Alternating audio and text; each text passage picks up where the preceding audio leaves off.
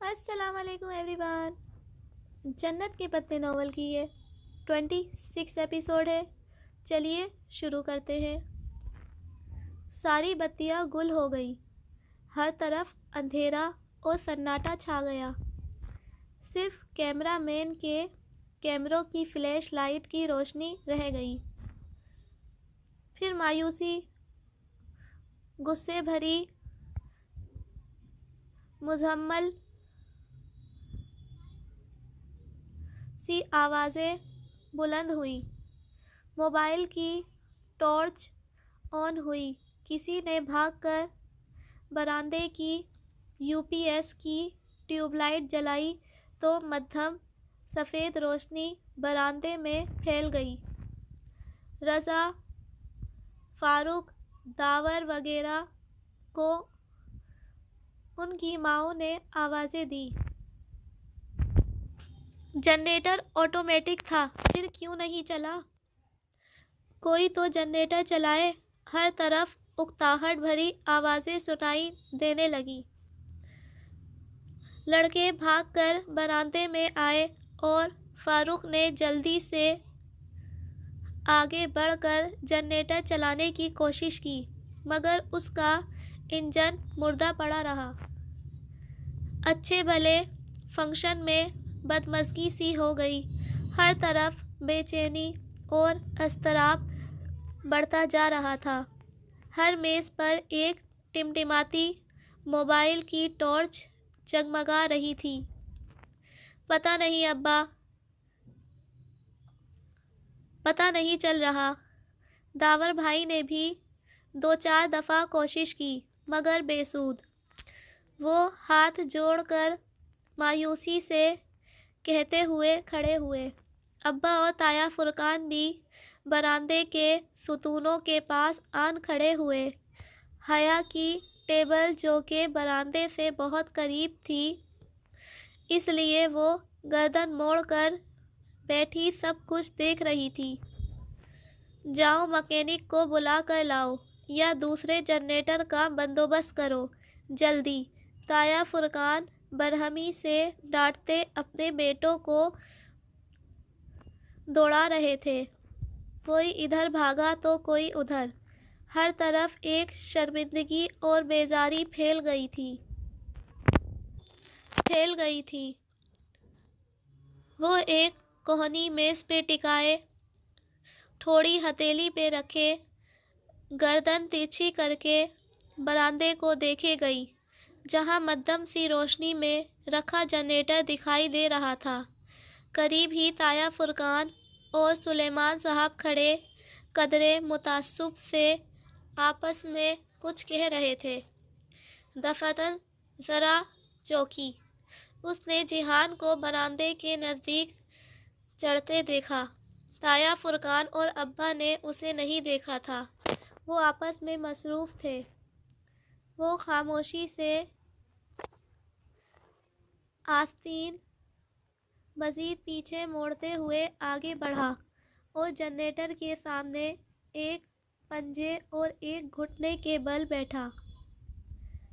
نچلا لب دانتوں سے دبائے وہ اب گردن جھکائے جائزہ لینے لگا تھا. پھر سر اٹھایا اور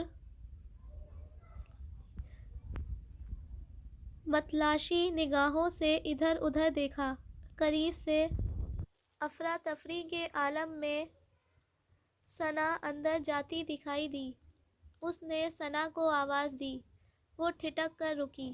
اس نے کچھ کہا تو ثنا نے ذرا اچنبھے سے سر اثبات میں ہلایا اور اندر چلی گئی. چند لمحوں بعد اس کی واپسی ہوئی تو چھری، پیچکس اور ایسی چند چیزیں اس کے ہاتھ میں تھیں. جیحان کے ساتھ وہ سب رکھ کر پھر خود ہی وہیں کھڑی ہو گئی. وہ جنریٹر کا کور اتار رہا تھا. تب ہی تایا فرقان کی نگاہ اس پہ پڑی تو وہ چونکے. وہ بغیر اپنے کرتے کی پرواہ کیے زمین پہ بیٹھا جنریٹر میں ہاتھ ڈال کر کچھ دیکھ رہا تھا. تایا فرقان کی تعاقب میں سلیمان صاحب نے بھی اس طرف دیکھا۔ فیول وال میں کچھ پھنس گیا ہے، ابھی صاف ہو جائے گا۔ اس کی آواز مدھم سی حیا تک پہنچی تھی۔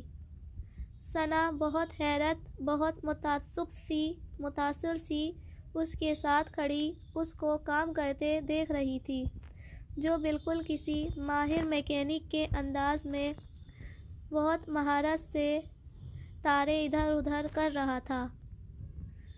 چونکہ ہر سو اندھیرا تھا اور روشنی صرف برآمدے میں تھی، سو برآمدے کا منظر سارے منظر پہ چھانے لگا۔ لڑکیاں اور رشتہ دار خواتین مڑ مڑ کر اسی طرف دیکھ رہی تھیں۔ ماحول پہ چھائی بے چینی ذرا کم ہوئی۔ اس نے کور واپس ڈالا، اس کے ہاتھوں پہ کالک لگ گئی تھی۔ پھر اس نے جنریٹر کا لیور کھینچا اور پیچھے کو ہٹا تو ساتھ ہی ایک چمکا سے ساری بتیاں روشن ہو گئیں۔ اتنی تیز روشنی سے حیا کی آنکھیں لمحے بھر کو چندھیائیں۔ اس نے بے اختیار انھیں مینچ کر دھیرے دھیرے کھولا۔ ثنا خوشی اور تشکر سے کچھ کہتے ہوئے چیزیں اٹھا رہی تھی۔ وہ ہاتھ جھاڑتے ہوئے اٹھ رہا تھا۔ ثنا نے اس کے ہاتھوں کی طرف اشارہ کر کے کچھ کہا تو وہ اسی سنجیدگی سے سر ہلا کر اندر چلا گیا۔ ثنا بھاگ کر اس کے پیچھے گئی۔ سلیمان صاحب، جو قدرے دم بخود سے دیکھ رہے تھے، ذرا سنبھل کر واپس مڑ گئے۔ وہ متاثر ہوئے تھے اور وہ اس تاثر کو چھپانے کی ناکام کوشش کر رہے تھے۔ حیا مسکراہٹ دبائے واپس سیدھی ہو کر بیٹھ گئی۔ جس شخص نے اندھیروں میں روشنیاں بکھیری تھیں، اس سے سب ہی متاثر تھے۔ البتہ وہ جانتی تھی کہ ابا نے کبھی یہ توقع نہیں کی ہوگی کہ جیہان یوں زمین پہ بیٹھ کر جنریٹر کھولنے لگ جائے گا۔ اس کے دل میں ایک بے پایہ سا فخر جاگا۔ اس کی یقیناً ثنا کی بھی خود ساختہ سی خفگی اب کہیں نہیں تھی۔ مہمانوں کے لیے ریفریشمنٹ تھی اور ان کے جانے کے بعد گھر والوں کے لیے کھانے کا انتظام تھا۔ جب مہمان چلے گئے اور صرف وہی اپنے لوگ رہ گئے تو لان میں خواتین کا کھانا لگا دیا گیا، جبکہ مردوں کا انتظام اندر تھا۔ مرد حضرات اور لڑکے وغیرہ اٹھ کر اندر چلے گئے تھے۔ لان خالی سا ہو گیا تھا۔ وہ پانچوں کزنز اب اسٹیج پر جھولے اور ساتھ رکھی کرسیوں پہ آ بیٹھی تھیں۔ مہوش تھوڑی دیر بیٹھی، پھر میں اب آرام کروں گی کہہ کر ذرا نزاکت سے اپنا فراق سنبھالے اٹھ کر اندر چلی گئی۔ جیہان بھائی تو بڑے کمال کے ہیں۔ ثنا اپنی ہیلز اتار کر دکھتے پیروں کو ہاتھ سے سہلا رہی تھی۔ میں نے تو ان سے کہہ بھی دیا کہ جیہان بھائی، میں نے آپ کو پاس کر دیا۔ پہلے تو حیران ہوئے، پھر ہنس پڑے۔ سچ حیا آپی، آپ کے فیونسے ہیں، بڑے اسمارٹ۔ اچھا، وہ پھیکا سا مسکرا دی۔ ان فیانسی صاحب کو تو شاید خود بھی اپنی منگنی کا علم نہیں ہے۔ سلوک دیکھا ہے ان کا حیا کے ساتھ۔ ارحم جو قدرے بیزار سی بیٹھی تھی تنک کر بولی، اور جب فاروق بھائی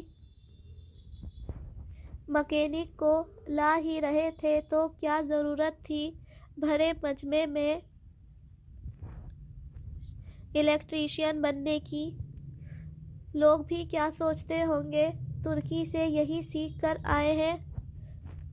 ثنا کے تو تلووں پہ لگی، سر پہ بھجی۔ ارحم آپی بات سنیں۔ سمیع بھائی کو الیکٹریشین لانے میں پون گھنٹہ تو لگ ہی جاتا تھا، بلکہ جیحان بھائی نے 6-7 منٹ میں سارا مسئلہ حل کر دیا۔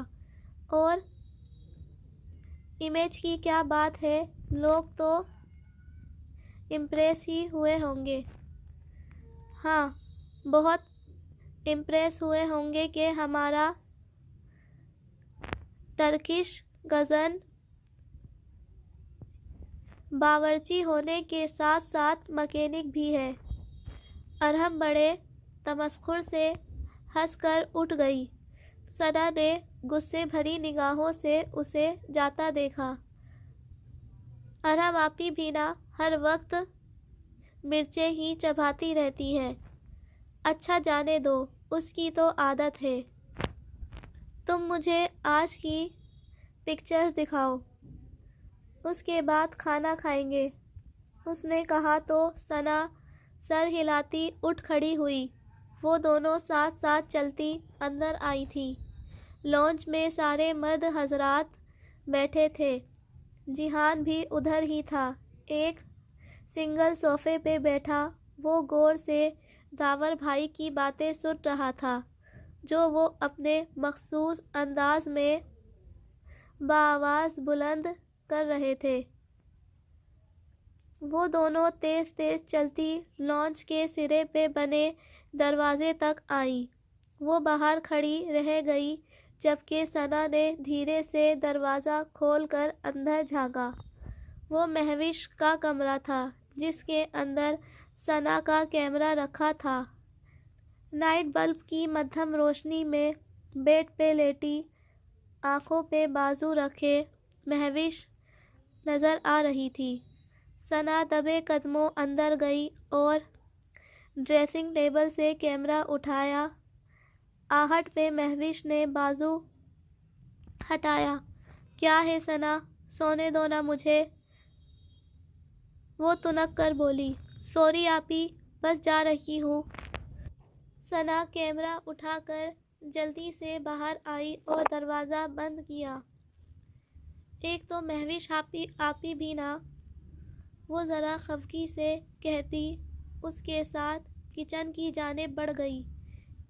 ایک دفعہ پھر لانچ سے گزر کر وہ دونوں کچن میں آئی تھیں، اور حیا جانتی تھی کہ وہ بنا میک اپ کے بھی اتنی خوبصورت لگ رہی تھی کہ اس کے بہت سے کزنز نے نگاہوں کا زاویہ موڑ کر اسے دیکھا ضرور تھا، البتہ وہ جس کے دیکھنے سے فرق پڑتا تھا، ویسے ہی داور بھائی کی جانب متوجہ تھا۔ وہ دونوں اب کچن کاؤنٹر سے ٹیک لگائے کھڑی ثنا کے ہاتھ میں پکڑے کیمرے کی چمکتی اسکرین پر گزرتی تصاویریں دیکھ رہی تھیں، جنہیں ثنا انگوٹھے سے بٹن دباتی آگے کرتی جا رہی تھی۔ تب ہی دہاڑ سے دروازہ کھل کر بند ہونے کی آواز آئی۔ ان دونوں نے چونک کر سر اٹھایا۔ داور بھائی، یہ کیا تماشا ہے؟ وہ ضبط کھو کر چلانے والی مہوش تھی۔ لمحے بھر کو وہ دونوں ساکت رہ گئے، پھر ایک دم سے دوڑ کر چوکھٹ تک آئیں۔ لانچ میں جیسے سب کو سانپ سونگھ گیا تھا۔ سب ششدر سے مہوش کو دیکھ رہے تھے، جو اپنے کمرے کے دروازے کے آگے کھڑی کمر پہ ہاتھ رکھے چلا رہی تھی۔ یہ کون سی جگہ ہے تقریر کرنے کی؟ کسی کو میرا احساس ہی نہیں ہے کہ میں نے آرام بھی کرنا ہے۔ کل سارا دن میرا پارلر میں گزرے گا، مگر آپ تو میرے سر پہ چیخ رہے ہیں۔ آپ کو آہستہ بولنا نہیں آتا؟ حد ہو گئی۔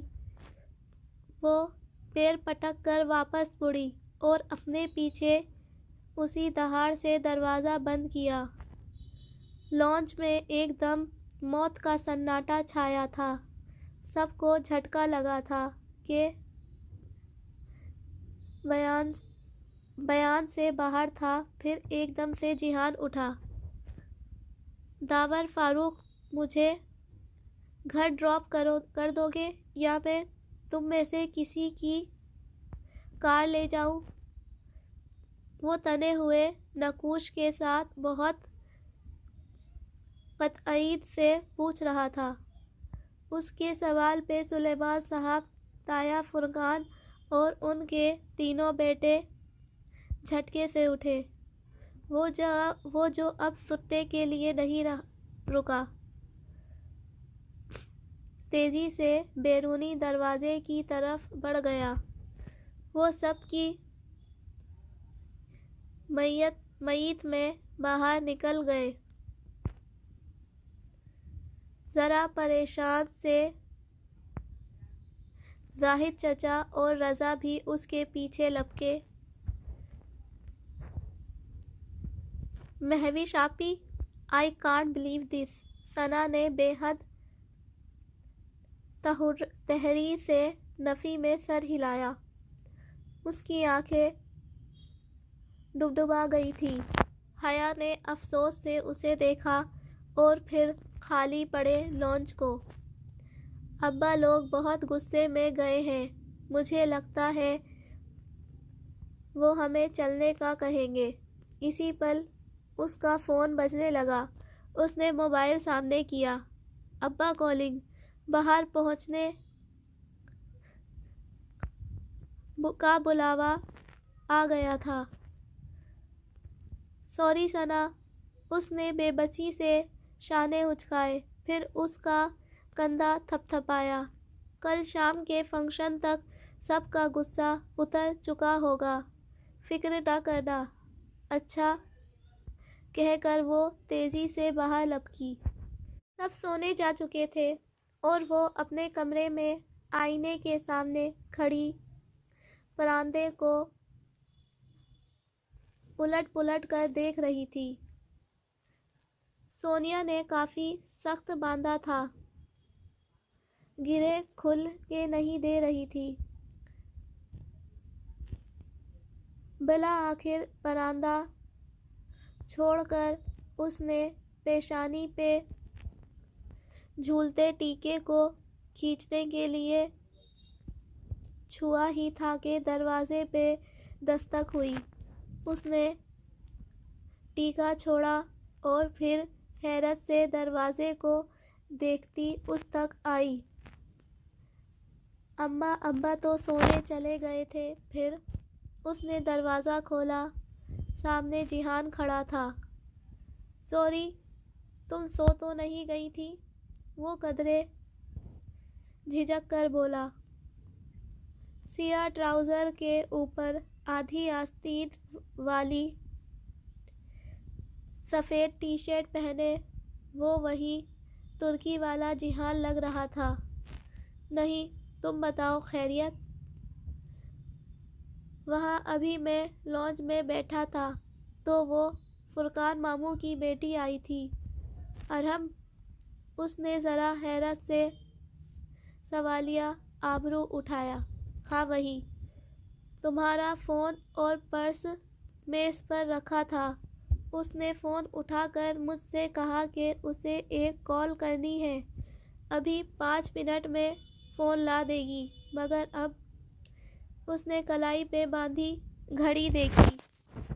اب 20 منٹ ہونے کو آئے ہیں مگر وہ واپس نہیں آئی۔ میں نے سوچا تمہیں بتا دوں۔ اف، تم نے اسے میرا فون کیوں لے جانے دیا؟ جواباً جیحان نے بے چارگی سے شانے اچکائے۔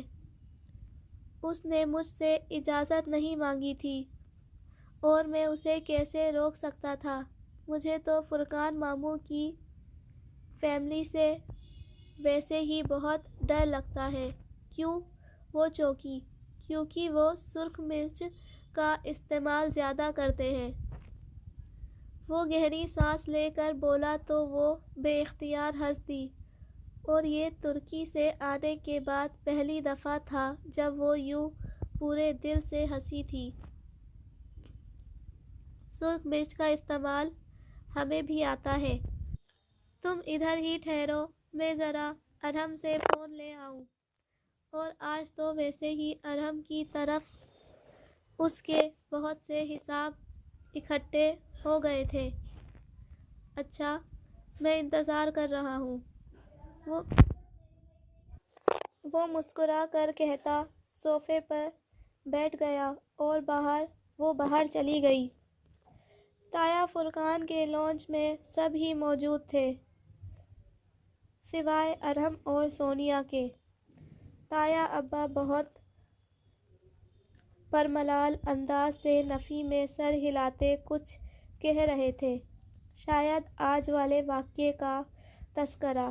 جب حیا کو آتے دیکھا، آؤ آؤ بیٹا، انہوں نے مسکرا کر اپنے ساتھ صوفے پہ بیٹھنے کا اشارہ کیا اور پھر سونیا کو آواز دی، سونیا، حیا کی چائے بھی لے آنا۔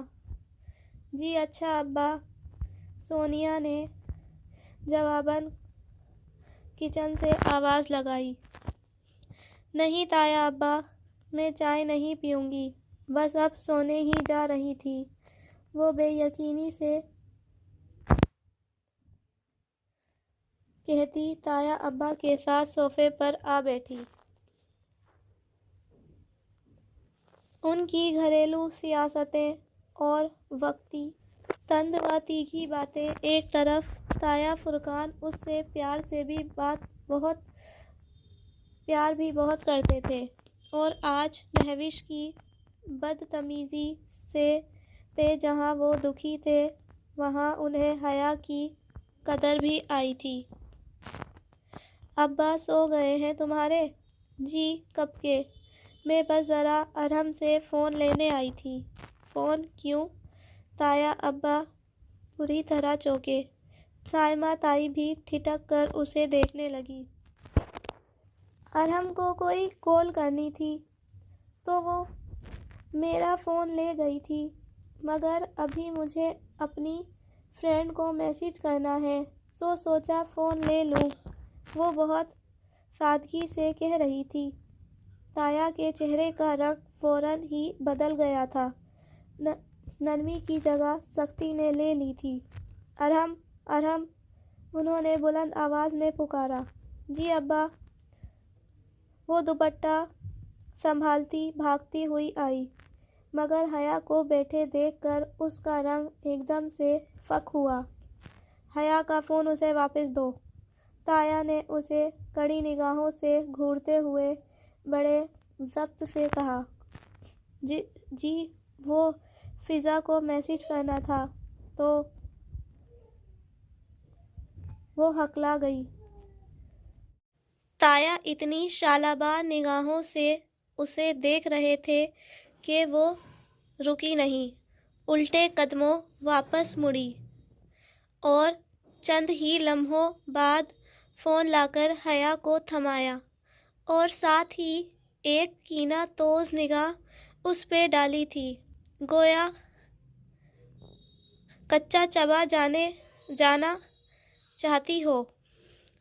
وہ جواباً سادگی سے مسکرا دی، تھینک یو، میں چلتی ہوں، آپ لوگ چائے انجوائے کریں۔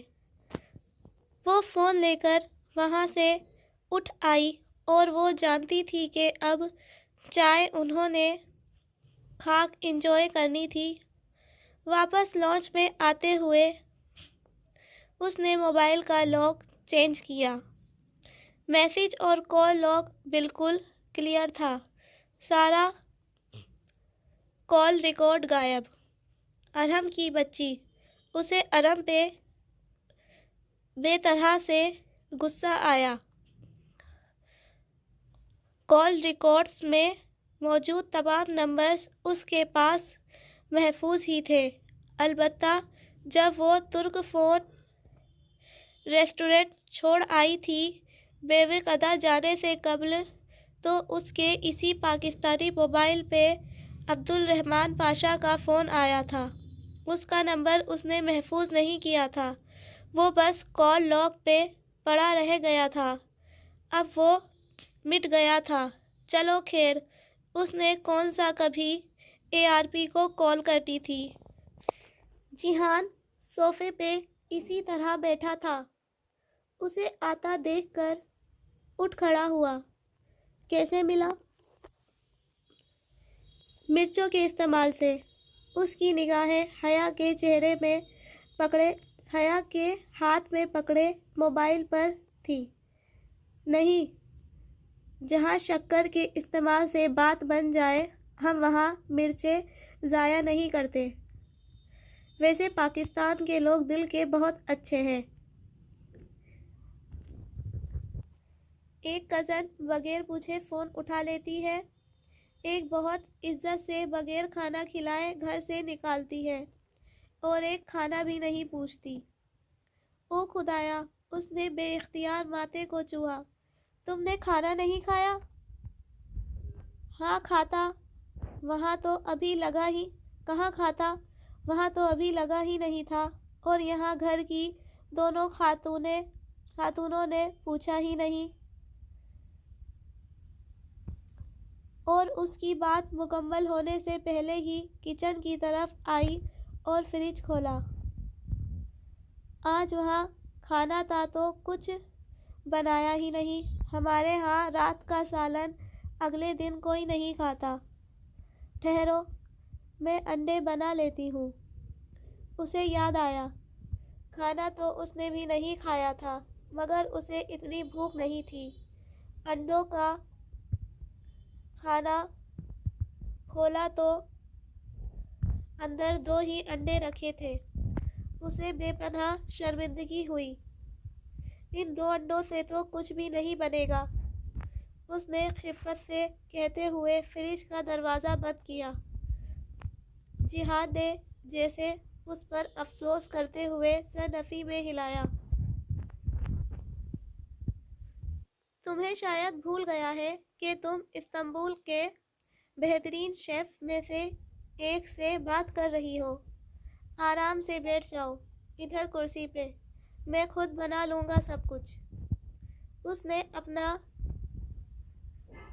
سلور اسمارٹ فون میز پہ رکھا اور پھر آگے بڑھ کے فریج، فریزر، کیبنٹ، ہر چیز کھول کھول کر الا بلا باہر نکالنے لگا۔ فروزن قیمہ، پاستا کا پیکٹ، جمے مٹروں کا لفافہ، سوسز، سبزیوں کے کھانے سے چند سبزیاں چن لیں۔ وہ تمام چیزوں کا کاؤنٹر پہ جمع کر چکا تھا۔ تم اس وقت پاستا بناؤ گے؟ وہ متذبذب سی کرسی پہ بیٹھی اسے دیکھ رہی تھی۔ وہ ابھی تک اپنے سبز فراک پر پراندے اور ٹیکے سمیت بیٹھی تھی، اور اسے کپڑے تبدیل کرنے کا بالکل بھول گیا تھا۔ ہاں، اور مجھے کوکنگ کے درمیان ٹوکنا مت، میں بہت برا مانتا ہوں۔ مسکراتے ہوئے وہ سبزیاں دھو رہا تھا۔ اور تمہارا بخار کیسا ہے؟ اب ٹھیک ہے۔ اس نے خود ہی اپنا ماتھا چھوا۔ وہ کل کی نسبت قدرے ٹھنڈا تھا۔ ویسے مجھے حیرت زاہد ماموں اور ان کے بیٹے پر ہے۔ اس لڑکی نے اتنی بدتمیزی کی اور انہوں نے اسے کچھ بھی نہیں کہا۔ وہ واقعتاً حیرت سے کہتا سبزیاں کٹنگ بورڈ پہ رکھ کر کھٹاکھٹ کاٹ رہا تھا۔ اس کے ہاتھ مشینی انداز میں چل رہے تھے۔ اس کی ایک دن کے بعد رخصتی ہے، شاید وہ اس کا دل برا نہیں کرنا چاہتے ہوں گے۔ اس نے شانے اچکائے، مگر اس نے بہت مس بہیو کیا، وہ افسوس سے کہتا۔ پانی ابلنے کے لیے رکھ رہا تھا۔ دوسری جانب اس نے فرائنگ پین میں ذرا سا تیل گرم کرنے رکھ دیا تھا۔ اصل میں اس کے فیانسے نے کسی کینیڈین ریئلٹی شو میں $1.5 ملین جیتے ہیں۔ اسی پہ اس کا دماغ 7ویں آسمان پہ ہے، اور وہ زمین پہ بغیر آسمان کے گھوم رہی ہے۔ وہ ٹینگ لگائے، ٹانگ پہ ٹانگ رکھے بیٹھی بتا رہی تھی۔ کینیڈین شو میں $1.5 ملین، بہت اچھی کوئی سٹوری ہے۔ اس نے ذرا سانس لے کر سر جھٹکا۔ ساتھ ہی وہ فرائنگ پین میں فرائی ہوتی سبزیوں کو بجائے کفگیر سے ہلانے کے فرائنگ پین کا ہینڈل پکڑے دائیں بائیں تو کبھی اوپر نیچے ہلا رہا تھا۔ سبزیاں چند انچ اوپر کو اڑتی اور پھر واپس پین میں آ گرتی۔ کیا مطلب؟ اس نے ناسمجھی سے اسے دیکھا۔ اگر کسی پاکستانی نے کینیڈین شو میں اتنی خطیر رقم جیتی ہوتی تو میڈیا پہ ہر جگہ آ چکا ہوتا۔ مجھے تو وہ لڑکا شکل سے ہی کرمنل لگ رہا تھا۔ تازہ آئی بلیک منی کو وائٹ کرنے کے لیے کور بنایا ہے اور کیا۔ اچھا، اسے تعجب ہوا۔ اس محض پہ تو میں نے سوچا ہی نہیں تھا۔ البتہ کرمنل سے اسے کچھ یاد آیا تھا۔ جیہان، تمہارے ریسٹورنٹ پہ جو حملہ ہوا تھا اس کا کچھ پتہ چلا؟ نہیں۔ وہ گردن ترچھی کیے ساس کی بوتل پین میں انڈیل رہا تھا۔ حالانکہ میری استنبول میں کسی سے کوئی دشمنی نہیں ہے۔ کوئی امکان ہے کہ کسی اور کے دھوکے میں ان لوگوں نے میرا ریسٹورنٹ الٹ دیا۔ ایک دشمنی تو خیر اب اس کی بن چکی تھی، مگر وہ تو خود بھی اس سے واقف نہیں تھا۔ تو تم کہتے تھے کہ استنبول میں ایسا کوئی کرائم سین نہیں ہے۔ اگر آپ میں لکھنے کی صلاحیت ہے اور آپ اپنا لکھا ہوا دنیا تک پہنچانا چاہتے ہیں تو خیر، اب اتنے بھی برے حالات نہیں ہیں، اور ڈارک سائڈ تو ہر بڑے شہر کی ہوتی ہے۔ وہ چولہے کے سامنے کھڑا اس کی طرف پشت کیے پین میں قیمہ بھون رہا تھا۔ قیمے اور شملہ مرچ کی بھینی بھینی اشتہا انگیز سی مہک سارے میں پھیلنے لگی تھی۔ اس کی غمگشتہ بھوک ایک دم سے جاگ اٹھی۔ تمہیں پاکستان آ کر کیسا لگا جیہان؟ وہ ٹھوڑی تلے مٹھی رکھے اسے دیکھتی سادگی سے پوچھنے لگی۔ یہ یہاں آنے کے بعد ان کی پہلی باضابطہ گفتگو تھی۔ اچھا لگا، بلکہ بہت اچھا لگا، مگر فرقان ماموں کی باتیں میں نے تو خواب میں بھی نہیں سوچا تھا کہ میرے رشتے دار اتنی तीखी बातें भी कर लेते होंगे। उसने जैसे झुरझुरी लेकर सर झटका। आज वो सारा दिन ताया फुरकान की कंपनी में रहा था, तो ये रद्दो अमल फितरी था। वो इतने तीखे नहीं हैं और बहुत प्यार करते हैं हम लोगों से। बस उनके अपने नज़रियात हैं जो इतने सख्त हैं कि अगर कोई उन पे पूरा ना उतरे तो वो उसकी ग्रेटिंग बहुत नीचे कर देते हैं। वॉटएवर। वो अब उबली पास्ता के पतीले में कीमा और सॉस उंडेल रहा था। फिर उसको अच्छी तरह मिक्स करके उसने उसे दम पे रख दिया और सिंक की टूटी खोल कर हाथ धोने लगा। वो समझी अब वो उसके पास आकर बैठेगा, मगर वो हाथ धोकर अब सारा फैलावा समेटने लगा था। झूठे बर्तन, सब्जियों के छिलके, खाली शॉपर। वो जल्दी से उठी।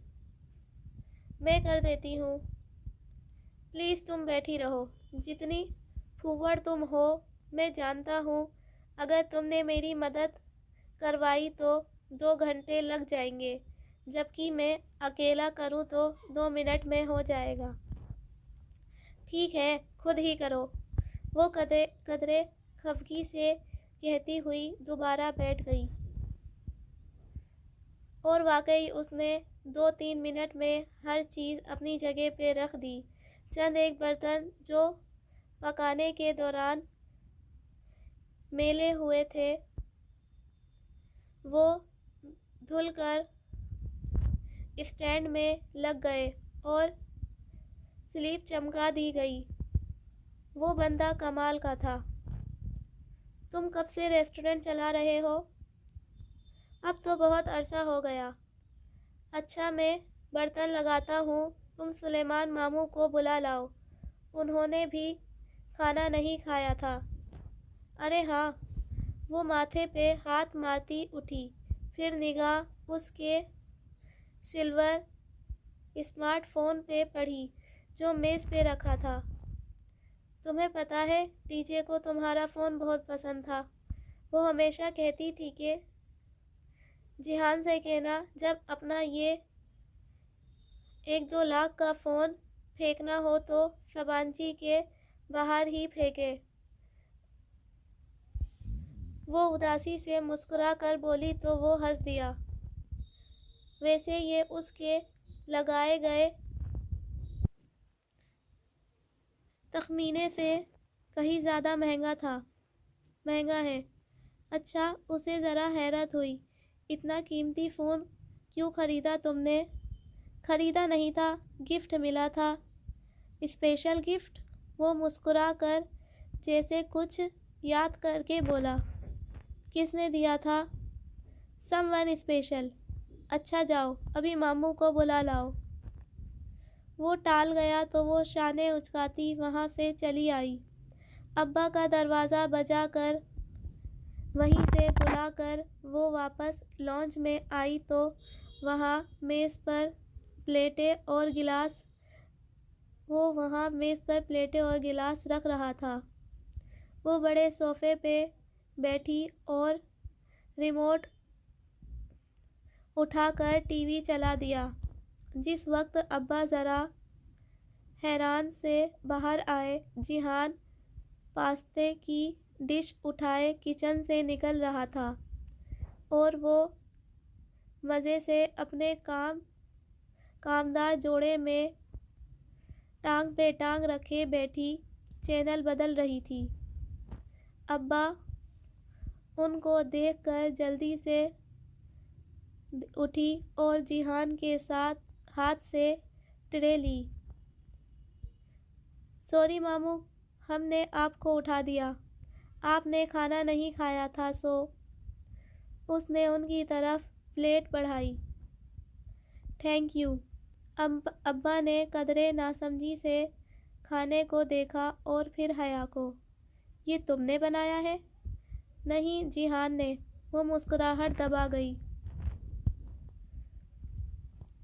ویسے ماموں، یہ اٹالین ریسیپی نہیں ہے، ذرا دیسی اسٹائل میں بنایا ہے، جیسے ممی بناتی تھی۔ آپ کو پاستے میں قیمہ پسند ہے نا؟ ممی نے بتایا تھا مجھے۔ سلیمان صاحب چونک کر اسے دیکھنے لگے۔ اس کو دل توڑنے کا فن آتا تھا تو ٹوٹے ہوئے دلوں کو دوبارہ جوڑ کر انہیں جیتنے کا فن بھی آتا تھا۔ وہ اپنی جگہ بیٹھی رہ گئی۔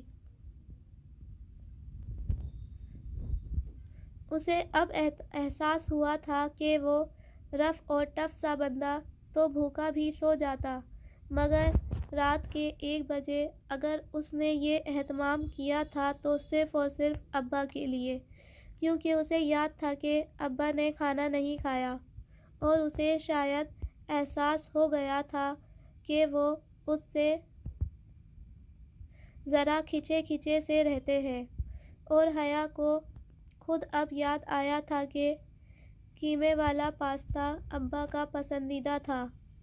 وہ جانتی تھی کہ اس عمل سے جیحان نے اپنے اور ابا کے درمیان حائل برف کو پگھلانے کی کوشش کی تھی۔ پاستا بہت مزے کا تھا، منہ میں جاتے ہی گھل جانے والا۔ سلیمان صاحب نے تعریف نہیں کی، مگر ان کے چہرے سے ظاہر تھا کہ انہیں اپنا یوں خیال کیا جانا اچھا لگا تھا۔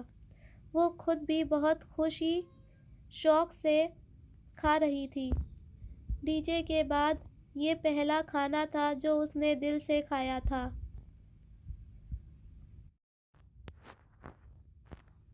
کونیا میں 2 لڑکیوں کا اغوا۔ ٹی وی اسکرین پہ BBC چل رہا تھا، اور جو خبر نیوز کاسٹر نے پڑھی اس پہ ان تینوں نے چونک کر سر اٹھایا۔ کونیا ترکی کا شہر تھا، جلال الدین رومی کا شہر۔ جیحان نے بجلی کی تیزی سے ریموٹ اٹھایا اور چینل بدل دیا۔ کیا کہا اس نے؟ کونیا۔ ابا جو ہاتھ روک کر اسکرین کو دیکھنے لگے تھے، چینل تبدیل ہونے پہ الجھ کر جیحان کو دیکھا۔ وہ سادگی سے مسکرا دیا۔ نہیں کونیا نہیں، اس نے کہا تھا کینیا۔ اور لینا؟ وہ ریموٹ ایک طرف رکھ کر انہیں پھر سے سرو کرنے لگ گیا۔ ابا نے ذرا تذبذب سے سر ہلایا، گویا وہ اپنی سماعت کے دھوکہ دینے پہ الجھے ہوئے تھے۔ حیا نے جیحان کو دیکھا اور جیحان نے اسے، پھر دونوں زیر لب مسکرا دیے۔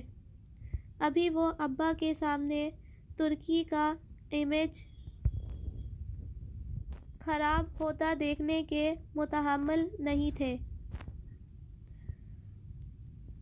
بارات کے لیے وہ میرج ہال کی جانب رواں دواں تھے۔ ابا ڈرائیو کر رہے تھے، اور وہ آج چپ نہیں تھے، بلکہ فرنٹ سیٹ پہ بیٹھے جیحان کو سڑک کے اطراف میں گزرتی جگہوں کے بارے میں مختصر فقروں میں آگاہی دے رہے تھے۔ وہ بھی جو ابا کو کوئی مختصر سا جواب دے دیتا تھا، وہ آج بھی اتنا ہی کم گو تھا جتنا 2 روز قبل، مگر وہ برف کی دیوار پگھل گئی تھی۔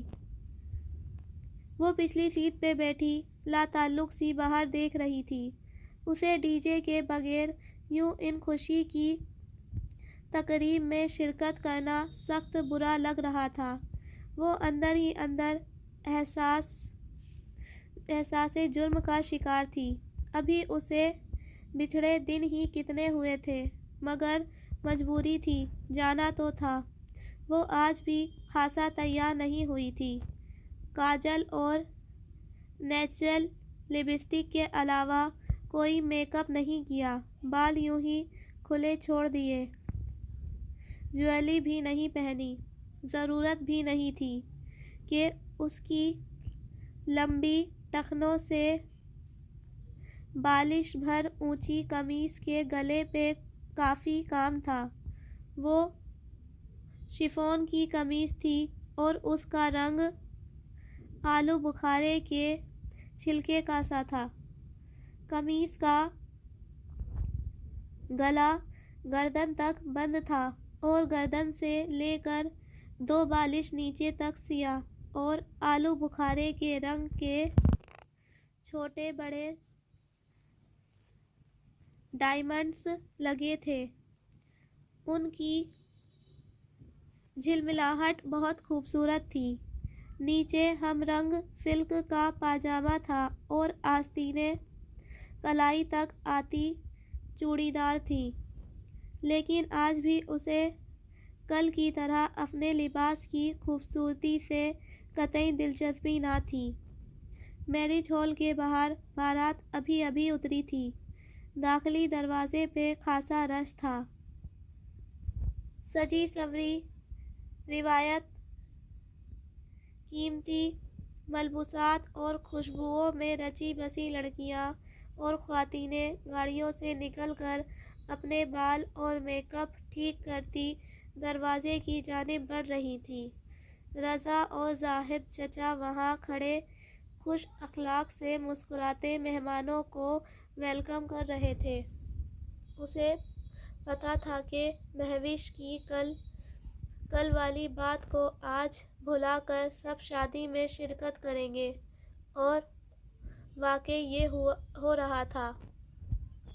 کار رکنے پہ اس نے دروازہ کھولا اور باریک ہیل باہر پتھریلی زمین پہ رکھی۔ بے اختیار اسے ٹوٹی ہوئی سرخ ہیل یاد آئی۔ سر جھٹک کر وہ باہر نکلی اور پرس سنبھالتے ہوئے دروازہ بند کیا۔ ابا جیحان اور اماں ایک ساتھ میرج ہال کے داخلی دروازے کی جانب بڑھ رہے تھے اور وہ بھی وہیں چلی جاتی اگر جو اس کے پاؤں پہ وہ پتھر آ کر نہ لگتا۔ آؤچ! اس نے کرا کر پیر ہٹایا۔ وہ بجری کا چھوٹا سا ٹکڑا تھا۔ اس نے گردن اٹھا کر ادھر ادھر دیکھا۔ وہ مخالف سمت سے آیا تھا، جہاں پارکنگ میں گاڑیاں کھڑی تھیں اور کسی نے بہت تاک کر اسے مارا تھا۔ ان گزرے 3-4 ماہ میں اسے اتنا اندازہ تو ہو گیا تھا کہ اس کے ساتھ اتفاق نہیں ہوتے تھے۔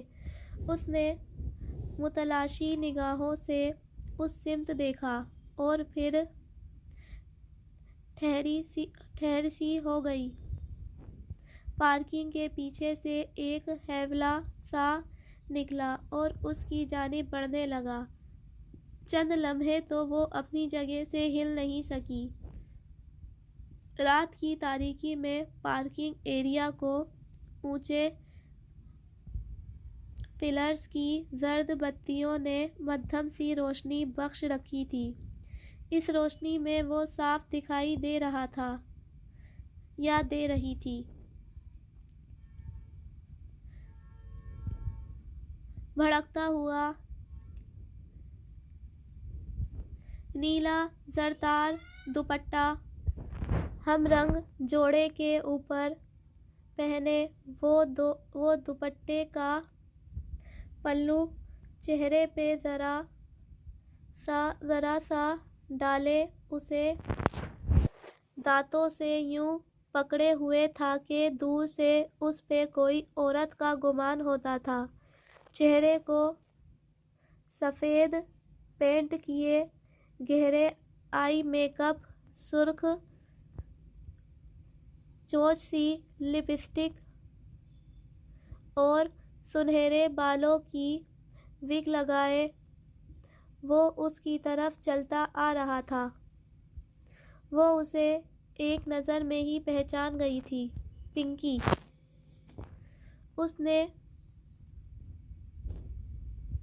ہراساں نگاہوں سے گردن موڑ کر دور ہال کی طرف دیکھا۔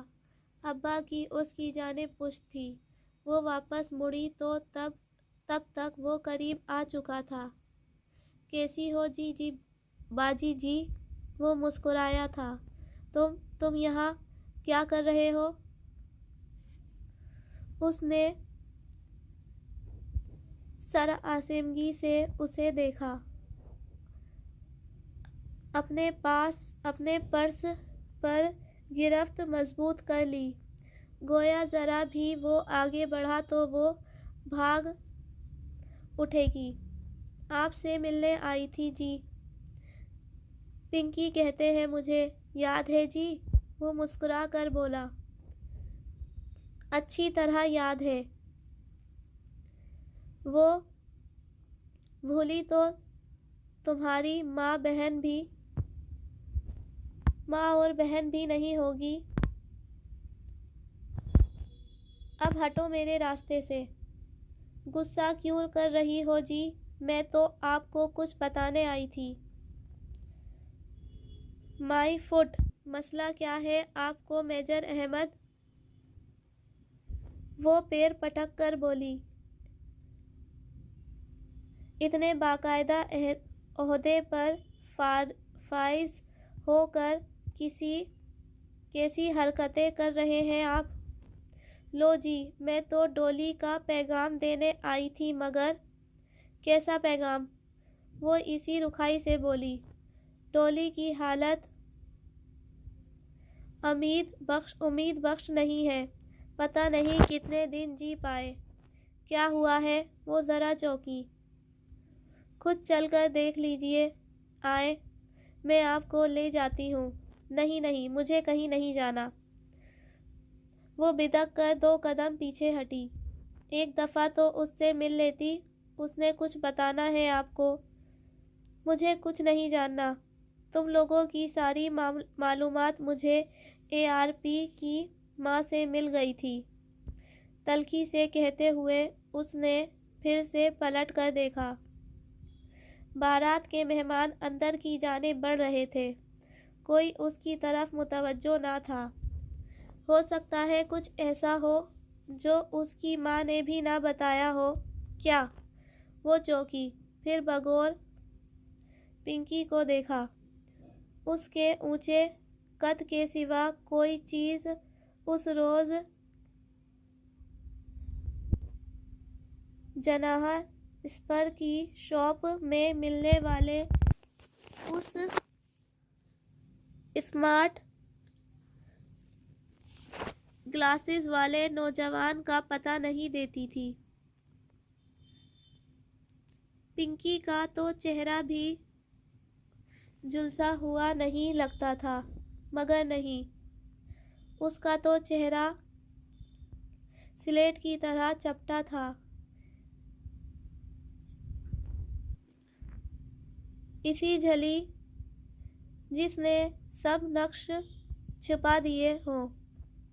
خدایا، کیسے یہ لوگ اپنے چہرے بدل لیتے ہیں؟ مگر آنکھیں… وہ چونکی، یہ آنکھیں وہی تھیں، وہی گلاسز کے پیچھے سے جھلکتی آنکھیں۔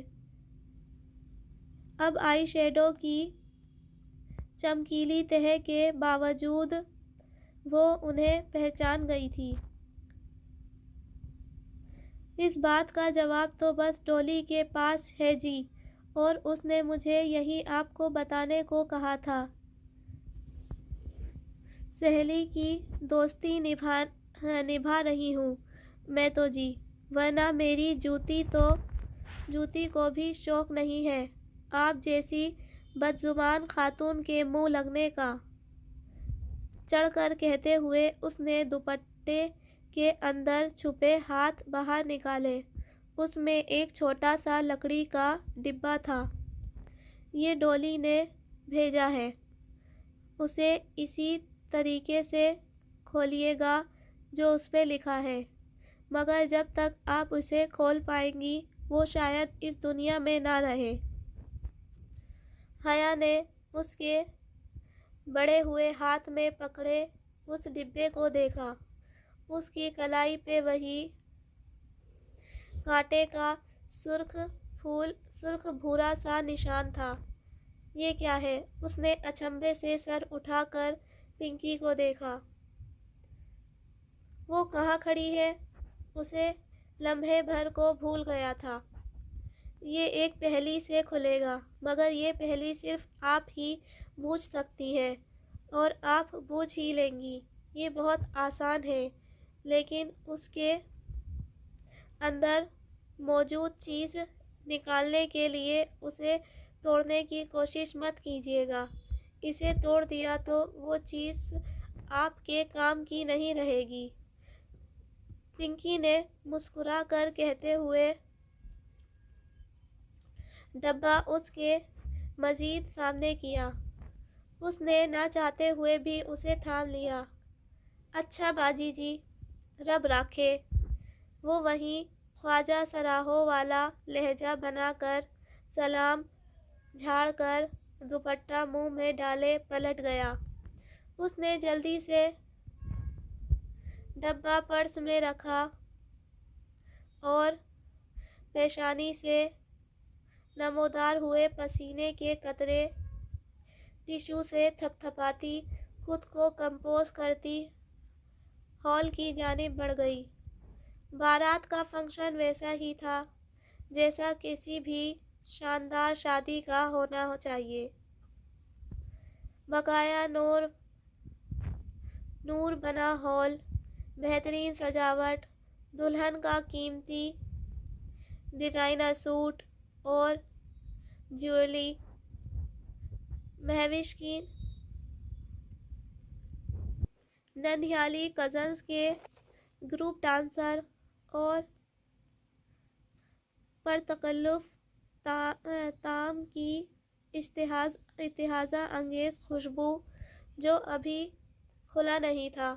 آج بھی مرد خواتین اکٹھے تھے، مگر یوں کہ آدھے ہال میں مرد اور باقی آدھے کی میزوں پہ خواتینیں براجمان تھیں، تاکہ ایک حد تک علیحدگی رہے۔ اس کی فیملی کی کسی بھی لڑکی نے رقص میں حصہ نہیں لیا، مگر مہوش کی کزنز ہر طرف چھائی رہیں۔ وہ آج بھی ایک الگ تھلگ کونے والی میز پہ بیٹھی رہی۔ اس کا دل اسٹیج پہ جا کر مووی بنوانے کو قطع نہیں چاہ رہا تھا۔ اس شریفوں کے مجرے نے اسے ایسا احساس عدم تحفظ بخشا تھا کہ وہ کسی بھی دوسرے کے کیمرے یا موبائل سے تصویر کھنچوانے سے احتیاط برت رہی تھی۔ یہ موویز اور تصاویر کہاں کہاں نہیں گھومتی ہوں گی۔ اس نے جھجری لے کر سر جھٹکا۔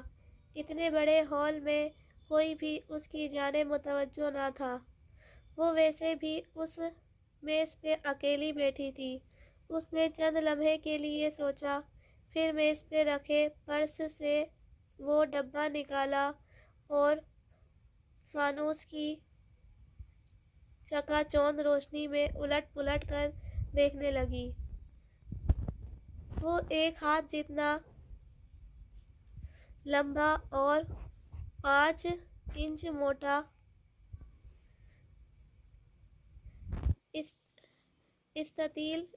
مستطیل ڈبہ تھا۔ ڈبہ نہ بہت بھاری تھا نہ بہت ہلکا۔ وہ گہری بھوری لکڑی کا بنا تھا اور اس کے ڈھکن کے علیحدہ ہونے کی جگہ پر 6 خانے بنے تھے، جن کے اندر اے لکھا نظر آ رہا تھا۔ اس نے ایک اے پہ انگلی رکھ کر نیچے غور گڑا تو اے نیچے چلا گیا اور بی سامنے آ گیا اور اسے نیچے کرتی گئی۔ ان پہ 6 خانوں میں پوری انگریزی کے حروف تہجی لکھے تھے، جیسے عموماً بریف کیسز پہ 3 ایسی اسٹریپس لگی ہوتی ہیں جو 3 0 پہ کھل جاتی ہیں۔ ویسے ہی اس باکس کو کھولنے کے لیے کوئی 6 حروف لفظ سامنے لگانے تھے۔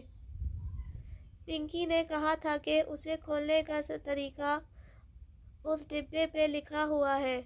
اس نے ڈبے کو الٹ پلٹ کر دیکھا اور لحظ بھر کو ٹھٹکی۔ اسے ڈھکن کی اوپری سطح پہ کچھ کھدا ہوا نظر آیا تھا۔ وہ چہرہ ڈبے پہ جھکائے آنکھیں سکوڑ کر پڑھنے لگی۔ وہ بہت باریک انگریزی میں لکھا ایک فقرہ تھا۔ Into the same river no man can enter twice۔ ایک ہی دریا میں کوئی شخص 2 دفعہ نہیں اترتا۔ Into the same river no man can enter twice۔ اس نے الجھن بھرے انداز میں وہ فقرہ دہرایا۔ کیا یہی وہ پہلی تھی جس کا ذکر پنکی نے کیا تھا؟ مگر یہ پہلی تو نہیں لگ رہی تھی۔ اس میں کوئی سوال نہیں تھا، بس ایک سادہ سا فقرہ تھا۔ السلام علیکم حیا۔ آواز پہ اس نے کرنٹ کھا کر گردن اٹھائی اور ساتھ ہی گود میں رکھے ڈبے پہ دوپٹہ ڈالا۔ سامنے شہلا کھڑی تھی، سیاہ عبایا کے اوپر گہرے سبز اسکارف کا نقاب انگلیوں سے تھامے، اپنے ازلی نرم انداز سے مسکراتے ہوئے۔ وعلیکم السلام شہلا بھابی، کیسی ہیں آپ؟ آئے بیٹھیں۔ وہ ذرا سنبھل کر اٹھی اور جلدی سے ڈبہ پرس میں ڈال کر ان سے گلے ملی۔ میں ٹھیک ہوں، تم سناؤ؟ مجھے علم نہیں تھا کہ تم آئی ہوئی ہو، وہ رسان سے کہتی ہوئی کرسی پہ بیٹھ گئیں۔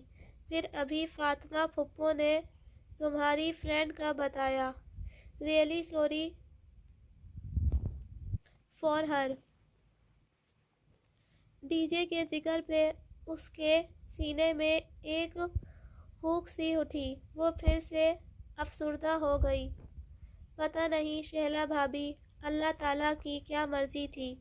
میری ایک ہی دوست تھی ترکی میں اور وہ میری تمام دوستوں سے بڑھ کر ہو گئی تھی۔ بہت دعا کی میں نے اس کے لیے، مگر کوئی دعا قبول نہیں ہوئی۔ نہ چاہتے ہوئے بھی شکوہ لبوں پہ آ گیا۔ اللہ تمہیں صبر دے گا، ہم سب ہیں نا تمہارے ساتھ۔ شہلا نے اس کا ہاتھ نرمی سے دبایا۔ سبین آنٹی کا بیٹا بھی آیا ہے؟ جی وہ ادھر ہے۔ اس نے نگاہوں کا زاویہ موڑا تو شہلا نے تعجب سے دیکھا۔ اسٹیج کے قریب وہ سلیمان صاحب کے ساتھ کھڑا تھا۔ سیاہ ڈنر سوٹ میں ملبوس اس کی مقناطیسی شخصیت بہت شاندار لگ رہی تھی۔ سلیمان صاحب اس کے شانے پر ہاتھ رکھے کسی سے تعارف کروا رہے تھے اور وہ دھیمے انداز میں مسکرا رہا تھا۔ آج وہ اس کے ساتھ اتنے مطمئن اور مسرور لگ رہے تھے گویا روحیل واپس آ گیا ہو۔ بہت اچھا ہے ماشاء اللہ۔ تھینکس۔ وہ لمحے بھر کو جھجکی۔ شہلا بھابی ایک بات کہوں؟ آپ کی ساس نے آپ کی اتنی خوبصورت بری بنائی تھی اور آج بھی آپ نے انہی میں سے کوئی سوٹ پہنا ہوگا۔ اس طرف تو عورتیں ہی نہیں ہیں، آپ کا عبایا، میرا مطلب ہے آپ کے کپڑے تو نظر ہی نہیں آ رہے۔ وہ رک کر ہچکچاتے ہوئے بولی تھی۔ داور بھائی کی مہندی پہ اس نے بہت خنکدار لہجے میں شہلا کو نقاب اتارنے کے لیے کہا تھا، مگر آج اس کی آواز سے خنک مفقود تھی۔ جوابا شہلا بھابھی بہت تھکن سے مسکرائی تھی۔ کیا فرق پڑتا ہے حیا؟ اتنے مردوں کو اپنے کپڑے دکھا کر مجھے کیا مل جائے گا؟ تو نقاب ہی اتار دیں۔ اس کا لہجہ بہت کمزور تھا۔ انہوں نے نقاب ڈھیلا بھی نہیں کیا۔ حیا نے پھر نہیں کہا۔ اس سے کہا ہی نہیں گیا۔ وہ تو خود دل سے نہیں چاہتی تھی کہ شہلا نقاب اتار دے، وہ تو بس اس کا جواب سننا چاہتی تھی۔ اسے شریفوں کے مجرے کا وہ منظر اچھی طرح یاد تھا جب سنہری اور چاندی کی مہر کس پریوں کے پیچھے کرسی پہ ترچھی ہو کر بیٹھی کسی آنٹی سے بات کرتی شہلا نظر آ رہی تھی، مگر آج وہ اتنی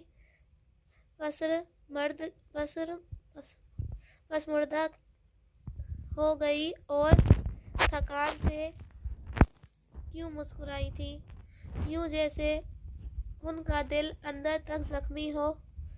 وہ دکھ، وہ تھکن، وہ زخمی نگاہیں، اسے کسی نے پکار لیا اور وہ اٹھ کر چلی گئی، مگر حیا کی نگاہیں کافی دور تک ان کا تعاقب کرتی رہیں۔